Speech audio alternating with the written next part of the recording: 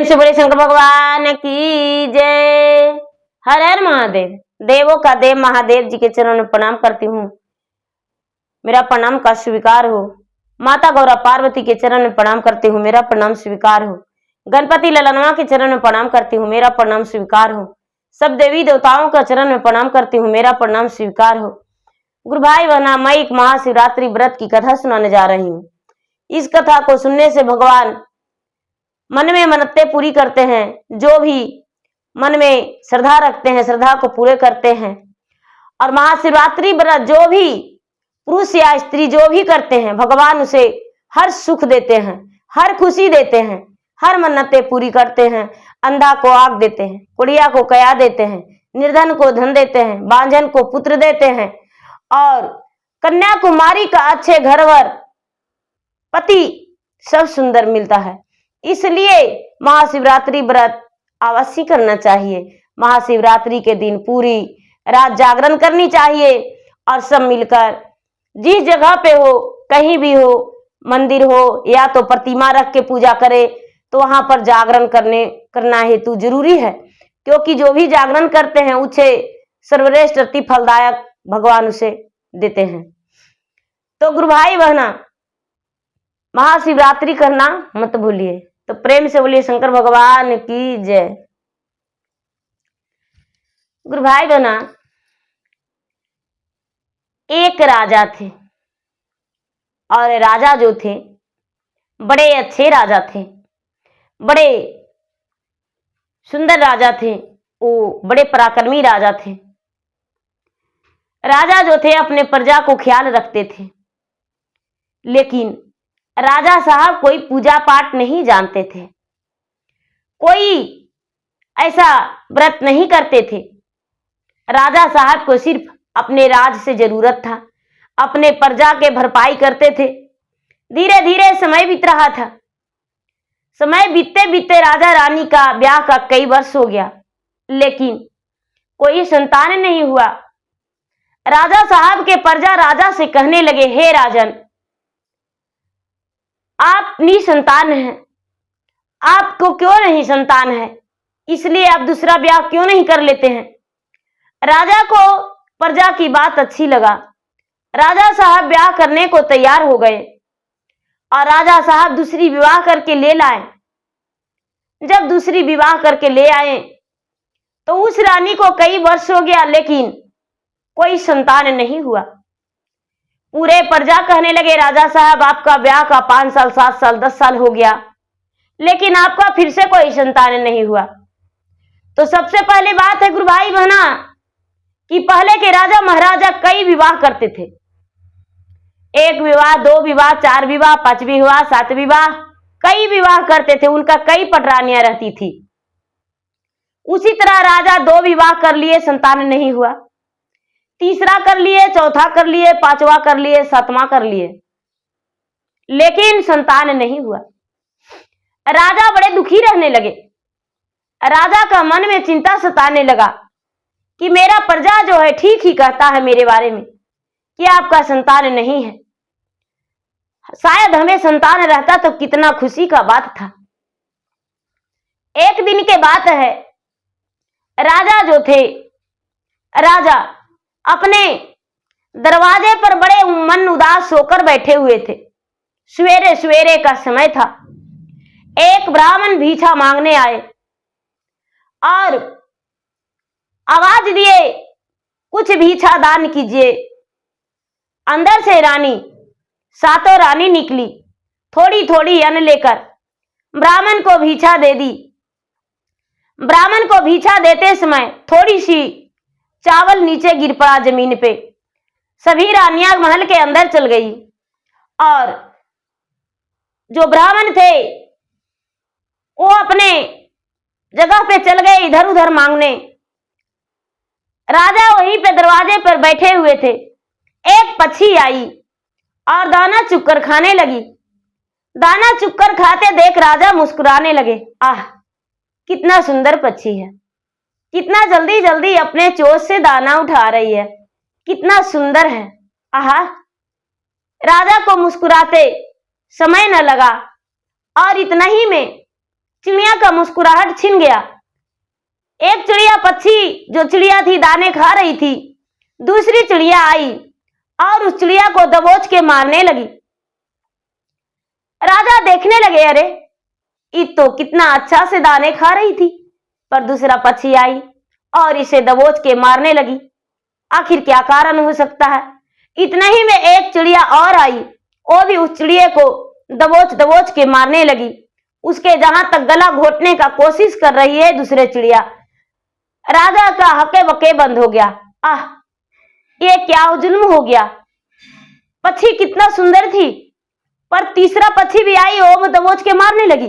चौथा, पांचवा, अब तो ऐसा वैसा कई पक्षी आकर पक्षी को मारने लगे। पक्षी का शरीर लहूलुहान हो गया। सारे पक्षी उड़ गए। जो एक पक्षी दाना चुगकर खाई थी, वो जमीन पर गिर पड़ी, वो बेहोश हो चुकी थी। राजा ने उस पक्षी को गोद में ले लिए और गोद में लेकर राजा साहब उसे मलहम पट्टी कर दिए और मलहम पट्टी करके और उसे अपने हाथ पर ले बिठाए। जब हाथ पर ले बिठाए तो थोड़ी सी पक्षी को शरीर में जान आ चुका था, क्योंकि राजा मलहम पट्टी करवा दिए थे। चिड़िया जो थी पूरे अपने आप को अच्छा महसूस कर रही थी। अब चिड़िया फर से उड़ गई। राजा देखते रह गए, अरे ये तो इतना जख्मी थी, घायल थी, फिर भी ये उड़ गई मेरे पास से। और राजा बड़े चिंतित होकर, उदास होकर अपने दरवाजे पर बैठ गए। आंखों से आंसू राजा को झरझर गिर रहा। हे भगवान, आखिर क्या कारण था? जो पक्षी दाना चुग रही थी और कई पक्षी आकर उसे दबोच लिए, मारने लगे। बाहर रानी निकली अंदर से, राजा साहब दतवन ले लीजिए, दतवन कर लीजिए, पानी ले लीजिए, कुला कर लीजिए, भोजन कर लीजिए। लेकिन राजा एक शब्द भी नहीं बोले। राजा के आंखों से आंसू नीचे गिर रहा था, जमीन पे जैसे सागर जैसा गहरा हो चुका था राजा के आंखों से आंसू। और रानी को देख बर्दाश्त नहीं हुआ। सातों रानियां कहने लगी, हे राजा साहब, क्या बात है, आप इतना क्यों आंखों से आंसू गिरा रहे हैं? आपकी भीगी भीगी आंखों मुझे पसंद नहीं। आपका मुस्कुराहट दुनिया को खुशी ला देता है। आप जब मुस्कुराते हैं कितना सुंदर लगता है। चिड़िया चहकने लगते हैं, फूल खिल जाते हैं। राजा कहने लगे, नहीं रानी, आप नहीं समझ सकते हैं। बस मैं यूं ही दरवाजा पर बैठे थे, आप जब उस भिखारी को भिक्षा दिए तभी थोड़ी सी अन्न गिर चुका था और वो ब्राह्मण तो चले गए भिक्षा लेकर, आप अंदर चले गए। लेकिन एक पक्षी आई, दाना चुगकर खाने लगी। दूसरे पक्षी उसे दबोच ली, मारने लगी। तीसरी मारने लगी। दाना को तरफ कोई ध्यान नहीं दिया और उस पक्षी को पिटाई कर दी। मैं उस पक्षी को मलहम पट्टी करवा दिया, पक्षी भी उड़ गई। आखिर क्या कारण हो सकता है जो पक्षी को इतना लोग मारे? पक्षी ही। रासा तो रानियां बोली, राजा साहब तो इसमें उदास होने का क्या बात है? पूरे नगर में आप ढोल बजवा दीजिए और नगर में सूचना फैला दीजिए।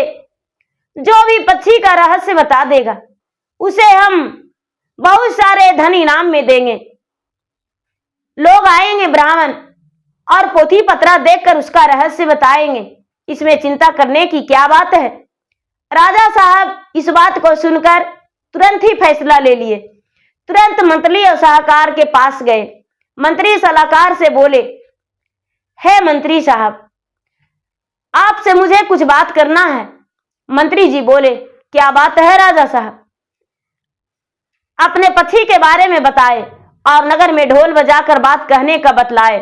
मंत्री तुरंत सलाहकार से बोले और सेना सिपाहियों से बोले। सब लोग वहां तैयार हो गए। पूरे गांव में घूम घूम कर ढोल बजवा दिए और इस बात को फैला दिए। अब राजा के द्वार पे कई ब्राह्मण के लाइन लग गया। सभी अपना पोथी पत्रा देखने लगे।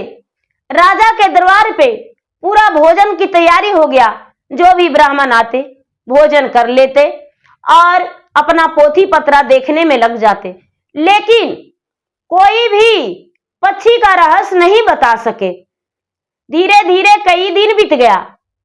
कितने ब्राह्मण आए और चले गए, लेकिन किसी से भी इसका रहस्य नहीं पता चला। राजा उदास रहने लगे।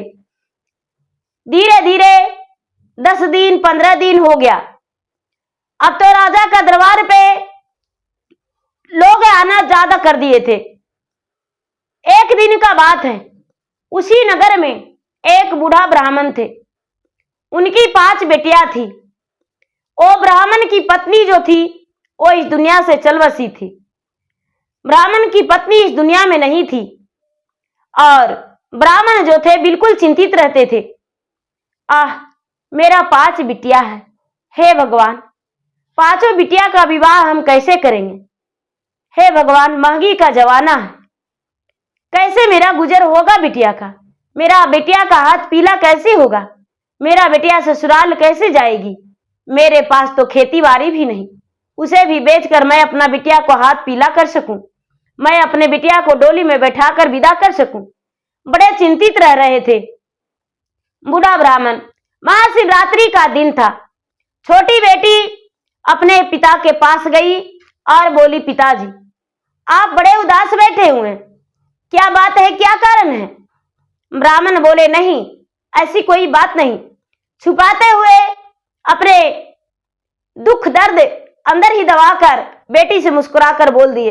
बेटी जो थी बड़ी समझदार थी, बोली, नहीं पिताजी आप छुपाकर मत बोलिए, आपकी जो उदासी है मैं बिल्कुल समझ जाती हूं, इसलिए क्या बात है? राजा ब्राह्मण जो थे अपने बिटिया से सारी बात बताए। बिटिया बोली, सब ठीक हो जाएगा, चिंता मत कीजिए। सबसे पहले तो आज महाशिवरात्रि व्रत है, मैं 5 बहन आज उपवास में हूं, और जाइए बेलपत्री और फूल बगीचे से ले आइए, थोड़ा फल भी मिल जाए तो अच्छा है। हम मंदिर जाएंगे और भगवान से को पूजा करेंगे, आज भगवान को खूब मनाएंगे और उसके बाद घर आएंगे। आज का दिन जो भी महाशिवरात्रि के दिन भगवान से मन्नतें करते हैं, मांगते हैं, भगवान उसे पूरा कर देते हैं। ये बात सुनकर बूढ़ा ब्राह्मण मुस्कुरा गए और बोले कि ठीक है, मैं तुरंत ही बगीचे से जाकर फूल, बेलपत्री और कुछ फल लेकर आता हूं। अब ब्राह्मण जो थे चले गए बगीचे में, बेलपत्री तोड़ लिए, फूल भी तोड़ने लगे। तभी 2 पक्षी आपस में बात कर रहे थे। राजा कितना मूर्ख है, एक तोता एक मैना, राजा कितना मूर्ख है, बताइए।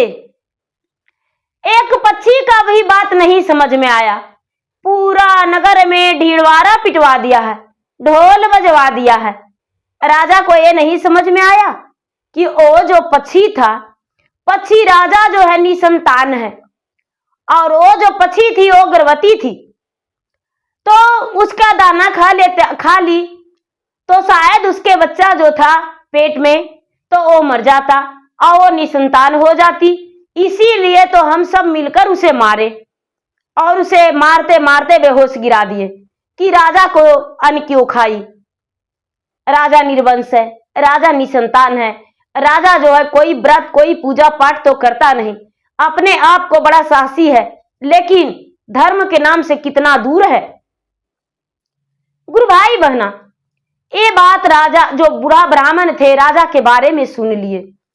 राजा के बारे में ये भी जानते थे कि राजा ढोल बजवाकर पूरे नगर में बतलाए हैं कि जो मेरा बात को बता देगा चिड़िया का रहस्य, उसे हम बहुत सारी इनाम देंगे, मुंह मांगा इनाम देंगे। अब बूढ़ा ब्राह्मण जो थे, ब्राह्मण फूल और बेलपत्री कुछ फल भी तोड़ लिए और तोड़कर घर आ गए, अपने पुत्री को दिए और छोटी पुत्री से बतलाए, क्या मैं राज दरबार में आज जाऊं? छोटी पुत्री बोली, पिताजी क्या बात है जो आज राज दरबार में जाने वाले हैं? जीवन में आज पहली बार बोले हैं राज दरबार जा रहे हैं। अरे बिटिया, राजा साहब पूरे घोषणा करवाए हैं, जो चिड़िया का रहस्य बतला देगा उसे मैं बहुत सारा इनाम देने वाला हूं। तो चिड़िया का रहस्य मुझे पता है, क्या हम जाकर उसे बतला दूं? बेटी मुंह हंसकर बोली, हाँ हाँ, तो इसमें देर क्या, जल्दी से जाइए। छोटी बिटिया जो थी अपने चारों बहना के पास उछलती कूदती भागती दौड़ती गई और बोली, आज हम सब बहने का सपना पूरा होने वाला है। पिताजी राज दरबार गए हैं, शायद राजा साहब इनाम में कुछ ज्यादा ही दे दे। बूढ़ा ब्राह्मण जो थे महाशिवरात्रि के दिन राजा के दरबार में गए और राजा का दरवाजे पर जो ढोल रखा हुआ था, ढोल बजा दिए, पान का बीड़ा उठाकर खा गए। राजा के पास जाकर सलामी ठोक कर खड़ा हो गए। राजा साहब बोले, क्या आप चिड़िया के बारे में पक्षी का रहस्य बता सकते हैं? ब्राह्मण मुस्कुराते हुए बोले, महाराज, ये तो बहुत छोटी बात है, लेकिन आप सबसे पहले जी जान बकस दीजिए, ना ही तो मुझे फांसी देंगे, ना ही तो मुझे दंड देंगे, और मुझे इनाम देने का वादा कीजिए, वचन दीजिए। राजा साहब बोले, ना ही मैं फांसी देने वाला हूं, ना ही तो मैं कोई दंड, आपका वचन अवश्य पूरा करेंगे और हम इनाम पूरा देंगे, जो आप मांगेंगे वही हम देंगे। बूढ़ा ब्राह्मण बोले, हे महाराज, छोटी मुंह बड़ी बात, कहने में तो मुझे शर्म आ रहा है, लेकिन कहना भी पड़ रहा है।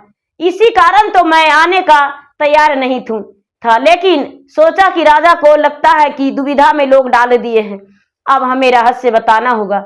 राजा साहब बोले, बेझिझक आप इस रहस्य के बारे में बताइए। कहने लगे, हे राजा साहब, आपका एक नारी थी, लेकिन फिर भी संतान नहीं हुआ। दूसरी नारी आई, तीसरी नारी आई, संतान नहीं हुआ। चौथी नारी आई, पांचवी, छठी, सातवीं नारी हो गई। 7 रानियां आपके पास है, लेकिन आपका संतान नहीं। आपका 7 रानी अन्न लेकर ब्राह्मण को भिक्षा देने गई, अन्न गिर गया थोड़ी सी, चिड़िया चुगा, और दूसरे चिड़िया जो थी वो चिड़िया आकर उसे मारने लगी, क्योंकि वो बेचारी गर्भ से थी। तो उन्होंने बोला कि तू इसका दाना खाई हो और तुम्हारा पेट में बच्चा मर जाएगा, और वही हुआ, उसका पेट में ही बच्चा मर गया, क्योंकि आप निसंतान थे। आपका अन्न कोई भी पक्षी नहीं खाता, इसीलिए यही रहस्य था। और वो चिड़िया भी बेचारी बड़ी उदास उस दिन से रहती है कि हे भगवान, राजा के द्वार पर हम क्यों खाएं? आप क्योंकि अधर्मी हैं, कोई धर्म नहीं करते हैं, अपने प्रजा को ख्याल रखते हैं, लेकिन कोई पूजा पाठ नहीं करते हैं, आप धर्म के नाम से बड़े दूर हैं। अब इस बात को सुनकर राजा कहने लगे कि हे महात्मा, हे ब्राह्मण, मुझे कौन सा ऐसा महत्वपूर्ण व्रत करना चाहिए और कौन सा व्रत से शुरू करें जो मेरा घर में संतान जन्म लेगा और हम खुश रहेंगे और मुझे भगवान भी संतान सुख देंगे। ब्राह्मण कहने लगे, हे राजा, आज महाशिवरात्रि का दिन है। आज का दिन बड़ा शुभ, अति फलदायक है, बड़ा शुभ दिन मानी जाती है। यदि आप और रानी, 7 रानी व्रत करें तो हो सके आपकी 7 रानी गर्भवती हो जाए। राजा कहने लगे, इस शिवरात्रि तो हम सभी लोग भोजन कर लिए हैं, और सभी लोग भोजन करके हम कैसे व्रत को पूरा कर सकते हैं? ये बात सुनकर ब्राह्मण बोले, हे राजन, आज का से शुरू कर दीजिए और पूरी रात जागरण कर लीजिए। पूरा रात यदि जागरण कर लेंगे, रात्रि में नहीं भोजन करेंगे, तो आपका फल मिल जाएगा। कहने लगे राजा, ठीक है। ब्राह्मण जो थे, ब्राह्मण से राजा बोले, हे ब्राह्मण देवता, आप वरदान मांगिए, आपको मुंह मांगा वरदान दिया जाएगा। ब्राह्मण बात सुनकर बोले, हे राजन, मैं इस वक्त अपना घर जा रहा हूं, आपकी मर्जी, यदि होगा तो आप मुझे बुला लीजिएगा और बुलाकर मुझे इनाम दे दीजिएगा, बस आप अपने घर में खुश रहिए। ब्राह्मण एक कहकर जाने लगे। राजा जो थे, थोड़ी सी रुपये, कुछ अन्न और वस्त्र उनके बिटिया के लिए दान में दे दिए। ब्राह्मण मुस्कुराते हुए अपने घर चल गए। ये जो राजा थे, राजा अपने सातों रानियां से बोले, आज शाम का समय में चूल्हा नहीं जलेगा। सातों रानियां हंसते बोली, क्या बात है राजन, क्या आज कहीं ले जाने वाले हैं मुझे घुराने के लिए? नहीं नहीं, आज पूरी रात जागरण करना है भगवान के नाम लेकर। सातों रानियां जो थी जागरण करने के लिए तैयार हो गई। राजा रानी, उनके दास दासियां, सभी लोग मिलकर मंदिर में जागरण किए। पूरी रात जागरण करके पूरे भगवान के भक्ति भजन किए। अब पूरी रात बीत गया। सवेरा होते ही राजा खूब अच्छे अच्छे भोजन बनवाए। दही चूड़ा पहले भोजन किए, उसके बाद भोजन किए। अब धीरे धीरे समय बीतने लगा। राजा के मन में लगा, एक दिन तो जागरण किए मंदिर में, चलो रानी से करते हैं। रानी मंदिर जाएगी, पूजा पाठ करेगी। रानी जो थी, रानी मंदिर में जाती थी और जाकर पूजा पाठ करके यही कहती थी, हे भगवान, हे महादेव, आप सबको सब कुछ देते हैं, हमें भी संतान सुख दे दीजिए। सातों रानी यही कहती थी, हमें संतान सुख दे दीजिए।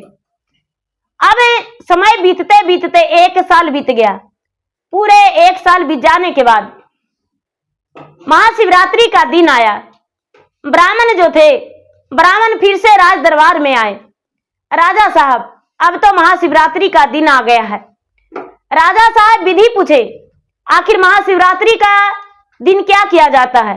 राजा साहब को ब्राह्मण बोले, 1 दिन पहले, महाशिवरात्रि से 1 दिन पहले पूरे अच्छे से स्नान करना चाहिए और तामसी भोजन कुछ भी नहीं करना चाहिए, मीठे भोजन भी जरूरी होना चाहिए।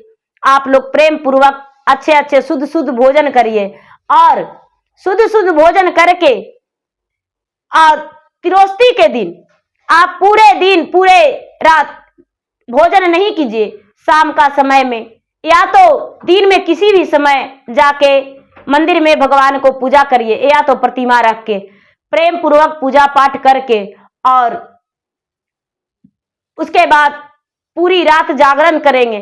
जागरण करते समय सुबह जब होने वाला रहेगा तो अपने हाथ फैलाकर भगवान से जो भी मांगेंगे भगवान पूरा करेंगे।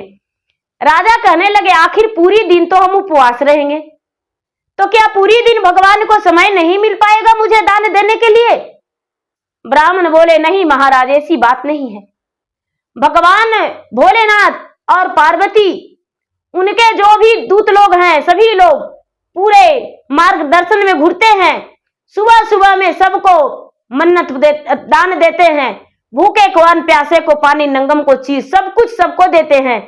तो उसी में एक आप भी हैं जो निसंतान है, और आपको उस समय संतान मिल जाएगा और आप खुश हो जाएंगे। राजा ये बात सुनकर बड़े खुश हुए। अब राजा जो थे महल के अंदर जाकर सातों रानी से बोले, आज शुद्ध शुद्ध भोजन बनेगा। आज का दिन जो है द्वादशी का दिन है, हमें तामसी भोजन नहीं करना चाहिए। राजा के बात सुनकर सातों रानी बड़े प्रेम से सुंदर सुंदर भोजन बनाई और सातों रानी भोजन की, राजा भी भोजन किए। अब तिरोस्ती के दिन राजा रानी सहित सभी महाशिवरात्रि व्रत किए और महाशिवरात्रि व्रत करके दिन भर कोई काम नहीं किए, बस भगवान के ध्यान में रह गए। सूरज ढलने से पहले उन लोग पूजा कर लिए, पूजा करके और चुपचाप भगवान के ध्यान में बैठे रह गए। शाम से ही भगवान को भजन भक्ति में लग गए, भजन पूरा करने लगे, पूरी रात जागरण किए।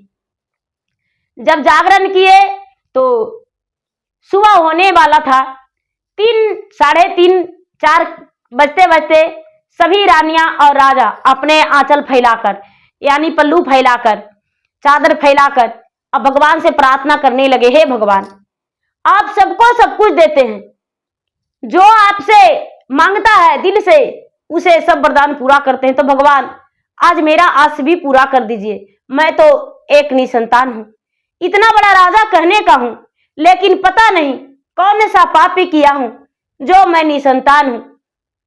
राजा को बात सुनकर भगवान भोलेनाथ को भी दया आ गया और माता पार्वती को भी दया आ गया। भगवान भोलेनाथ चले गए ब्रह्मा जी के पास। ब्रह्मा जी से कहने लगे, हे ब्रह्मा, क्या उस राजा को भाग्य में कोई संतान नहीं जो 7 रानी के साथ अपने महाशिवरात्रि व्रत रखे हैं, भगवान को पूजा पाठ कितने अच्छे से किए हैं, कितना मीठा स्वर में मांग रहे हैं। ब्रह्मा अपने पूरे बही खाता के साथ देखने लगे तो कहते हैं कि हाँ, राजा के भाग्य में तो संतान सुख है, तो देर क्या। विष्णु जी भी बोले राजा को संतान देना चाहिए। भगवान भोलेनाथ उसकी संतान देने का आदेश दे दिए। अब राजा का वरदान पूरा हो गया। सवेरा होते ही राजा रानी व्रत तोड़े और व्रत तोड़कर अपने घर आकर व्रत तोड़ लिए पूजा पाठ करके। धीरे धीरे समय बीतने लगा। समय बीतते बीतते गुरु भाई बहना, महीना 2 महीना 4 महीना बीता। बड़ी रानी कहती है राजा साहब, लगता है कि इस महल में खुशी आने वाला है। राजा साहब को बात सुनकर, रानी साहब को बात सुनकर राजा बड़े प्रसन्न हो गए। दूसरी रानी भी यही बात बोली, तीसरी भी यही बोली, चौथी भी वही बोली, 5वीं भी यही बात बोली, 6ठी 7वीं, अब 7 रानी राजा के गर्भवती रह गई। राजा को बड़ा अच्छा लगा। धीरे धीरे समय बीता। 4 महीना, 7वां महीना में राजा 7 रानी का गोद भराई कर रहे थे। गोद भराई से पहले राजा को याद आया, आह, मुझे ये व्रत करने के लिए किसी ने बताया था, मैं उसे क्या दूं जो मेरा नाम का रोशन होगा। राजा साहब उस ब्राह्मण को, बूढ़ा ब्राह्मण को बुलाए। बूढ़ा ब्राह्मण जो थे इतना ही दिन में बिस्तर पर गिर चुके थे। उनके चलने का साहस नहीं था क्योंकि बेचारा का गरीबी सता रहा था। राजा बीच में भूल ही गए थे, गरीबी सता रहा था। अब राजा अपने सैनिक को भेजकर ब्राह्मण को बुलवाने को लिए भेजे। ब्राह्मण तो चलने लायक नहीं थे। सैनिक लौट गए, राजा साहब ओ ब्राह्मण तो आने लायक नहीं है, चलने फिरने से असमर्थ हैं। राजा खुद के उसके दरबार पर गए और देखते हैं कि ब्राह्मण की 5 बिटियां है, 5 ब्याह का योग है। राजा को लगा कि इससे ज्यादा फल क्या हो सकता है। इस कन्या कुमारी का विवाह यदि हम कर दे 5 को वर ढूंढकर, तो बड़ा सौभाग्य की बात है। ब्राह्मण से बोले राजा, हे ब्राह्मण देवता, आपकी बातों से मैं सहमत हूं। आप मुझे बड़े अच्छा सलाह दिए। आप तो एक बहुत बड़े विद्वान हैं। आप हिम्मत बनाइए और आपको 5 बेटियां का विवाह हम करेंगे। आपकी 5 बेटियां बड़े सौभाग्यवती है, बड़े अच्छी है। राजा साहब अपने उस ब्राह्मण को 5 बेटियां को शादी करने का ब्राह्मण को वचन दे दिए। ब्राह्मण को मन हल्का हो गया और तुरंत ही अपने बिस्तर से उठकर बैठ गए और उन्हें लगने लगा कि शरीर में ताकत आ गया। बिटिया का विवाह का चिंता था, ब्राह्मण को दुखी रहते थे और वही चिंता के कारण बिस्तर पे गिरे हुए थे। उन्हें हिम्मत जो था नहीं था। अब ब्राह्मण जो हैं, ब्राह्मण राजा को बोले कि क्या बात था जो अपने दूत को भेजे थे, सैनिक को भेजे थे। ब्राह्मण को बात सुनकर राजा बोले, हे ब्राह्मण देवता, मेरा पत्नी का आज गोद भराई है और मैं गोद भराई में चाहते थे कि आपको अपने घर ले जाऊं। क्या आपकी 5 बेटियां मेरे घर चल सकती है? ब्राह्मण आदेश दे दिए। 5 बेटियां राजा के घर ब्राह्मण की बिटिया गई और राजा बड़े प्रेम से ब्राह्मण को 5 बेटियां को डोली का हार से ले गए। अब राजा का बेटिया का, ब्राह्मण का बेटिया का घर ले गए। रानी जो थी 5 को बड़े स्वागत किए, अपना बेटी जैसा मान सम्मान दिए। राजा की 7 रानियां का गोद भराई हो गया। धीरे धीरे समय बीता। राजा साहब इनके विवाह के टाट घाट शुरू कर दिए, यानी वर ढूंढने के लिए लोगों से बोले, अपने मंत्री से, ब्राह्मण से, नाई से कि इसके लिए वर ढूंढा जाए। 5 बिटिया के लिए राजा साहब वर ढूंढवाए। 5 का ब्याह एक ही दिन राजा साहब एक ही मंडप में ब्राह्मण के 5 बेटिया का विवाह करवा दिए और 5 बेटिया बड़े अच्छे घर घराने में चल गई। राजा साहब जो थे उस बूढ़ा ब्राह्मण को अपने घर बुलवा लिए और उनके भोजन पानी कपड़ा का व्यवस्था अपना घर करवा दिए। इससे अच्छा क्या हो सकता है। ब्राह्मण की बेटियां 5 ससुराल चली गई और ब्राह्मण का परवरिश राजा के द्वार पे होने लगा। अब राजा के सातों रानी जो थी, सातों रानी का ओद्र से एक एक पुत्र जन्म लिया। 7 पुत्र राजा साहब को कुछ ही दिन में, 4 दिन आगे, 8 दिन आगे, 10 दिन, ऐसे करके बड़ा छोटा 7 पुत्र, एक ही महीना में 7 पुत्र राजा को जन्म लिया। राजा साहब बड़े प्रसन्न हो गए, बड़े खुश हो गए और पूरे नगर में उनका बधाइयां बजा। पूरा राजा साहब खुशियां के मारे उछल रहे थे। जैसे फूल खिल के सुंदरता दिखता है, उसी तरह राजा साहब एकदम गुनगुना रहे थे, खुश चहचहा रहे थे। और राजा साहब उस दिन से लोगों को बताने लगे, भाई महाशिवरात्रि व्रत सबको ही करिए। महाशिवरात्रि व्रत जो है सबसे अति फलदायक है, सबसे श्रेष्ठ व्रत है, बहुत सुंदर व्रत है। वो व्रत करने से सबको मन्नत पूरी हो जाती है। मैंने 7 विवाह किया लेकिन एक भी संतान नहीं हुआ। महाशिवरात्रि व्रत किए तो मैं पिता बन गए, मेरी पत्नी जो है मां बन गई। तो गुरु भाई बहना, महाशिवरात्रि व्रत बहुत अच्छा व्रत है। इस व्रत को पुरुष भी करते हैं, महिलाएं भी करते हैं और कन्याकुमारी भी करती है। इस व्रत को सभी लोग करते हैं। तो प्रेम से बोलिए शंकर भगवान की जय। हर हर महादेव।